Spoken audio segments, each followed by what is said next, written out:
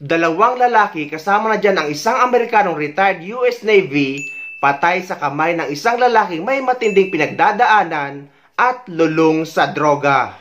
Patay ang dalawang lalaki kabilang isang retired US Navy matapos pagbabarilin sa Cebu City. Ang sospek may matindi raw na pinagdadaanan at nalulung pa sa droga. Nasa frontline ng balitang yan si John Aroa. Wala ng buhay at nakahandusay ang lalaking yan sa labas ng isang bahay sa barangay Punta Princesa, Cebu City, pasado alas 7 kagabi. Kinilala siyang si Nicandro Nombrado, 59 anyos, isang engineer. Nakasubsob naman sa loob ng kwarto ang isa pang bangkay na si George Kyle Lucas, isang retiradong US Navy.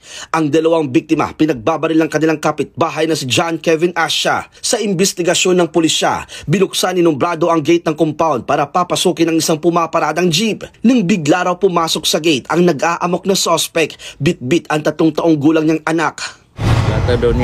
Binugbog raw ng suspect ang kanyang anak. Sinaway siya ng biktima. Dito nag-confrontation sila. Nag-agawan ng armas. Kumuha ng baseball bat si Nombrado at pinalo niya si Asha para umalis na ito sa compound. Si Lucas naman kumuha ng baril sa bahay at ipinutok sa paa ni Asha. Yun nga lang, naagaw ni Asha ang armas at binaril sa leeg si Nombrado.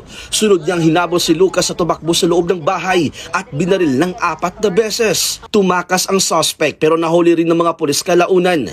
Ang dahilan daw ng pamamaril ng gunman, pagkalulong sa droga matapos mamatay ang kanyang asawa dahil sa leukemia. Ayon sa mga kapitbahay ng suspect, biglang nagbago ang ugali ni Asha at lagi nang nasasangkot sa gulo. Madalas din daw sakta ng suspect ang kanyang anak. Mahal na mahal kasi niya ang kanyang asawa. Palakad-lakad lang siya dito sa amin at sumisigaw na I love her very much. Naluoy lang ko sa bata ba? Nahahawa ko sa anak niya. Laging sumisigaw dyan. Sabi ko, ano na naman ang ginawa niya sa anak niya? Kinakabahan talaga ako.